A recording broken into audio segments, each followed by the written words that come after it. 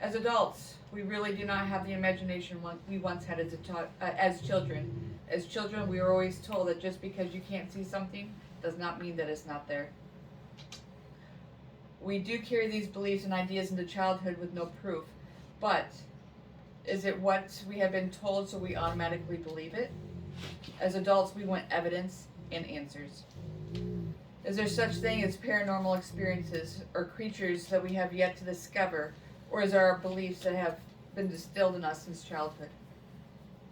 In the article, Paranormal Phenomenon by Gale, a Centridge Company, it is stated that several animals recognized by the scientific community, such as the platypus and the giant squid, were at one point considered a phenomenon until their existence had been proven through research and findings. Paranormal experiences and mythological creatures have been around for centuries. While you may find someone's experience is what some believe to be haunted spaces, it almost seems like there is a list of ways some would say that a loved one is visiting you from an afterlife. Other idealism that may lead someone to believe that a paranormal or a phenomenon based on religious beliefs, while changing claims and trying to seek proof of how paranormal phenomenon exists in our culture without the possibilities of it being based on religious beliefs and the stories some may have been told from their ancestors. One culture's belief can be strong, influenced by their beliefs as well. From a study done by Earl Batty Research Center of Chapman University, 75.9% of Americans hold at least one paranormal belief, which includes 57.7% of Americans believing in haunted places and over 40% who believe extraterrestrials have visited Earth.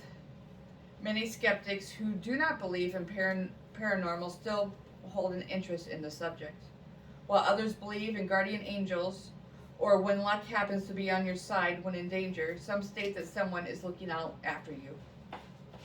While some visit the haunted spaces or experience some type of paranormal phenomenon, and many have an uneasy feeling about them, they may seek help from other sources, otherwise known as spiritualism.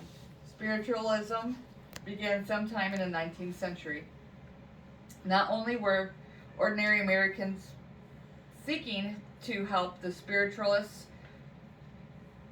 there are reports that even one of the U.S. First Ladies, Mary Todd Lincoln, used spiritualism as a coping mechanism during the Civil War.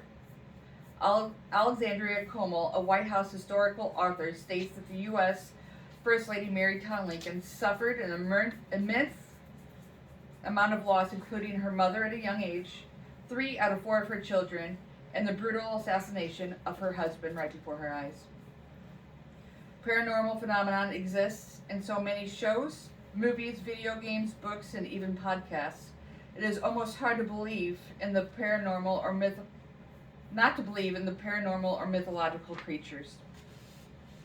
While there are so many products now in the market to help prove the paranormal experiences are happening, I also wonder how we can prove there are phenomena. Is there a fact that there is not enough evidence, or is it that we now have such high standards to what we will accept as evidence? I personally do not know the answer to this question. I can see why some do not believe. However, without evidence, there is no proof. Without proof, there is no evidence. I watch ghost and Bigfoot shows. I listen to podcasts about the unexplained. I cannot say I have experienced anything of this nature, but there is always the possibility that I have and did not know it. I think if you worry about the what ifs, you might miss out on something that could be proof or evidence needed to explain the unexplainable. I cannot tell you what you should or should not believe in. Hopefully this speech has helped you lean more towards deciding and believing. However, I can tell you to always keep an open mind in the unknown. One day the unknown might just be the known.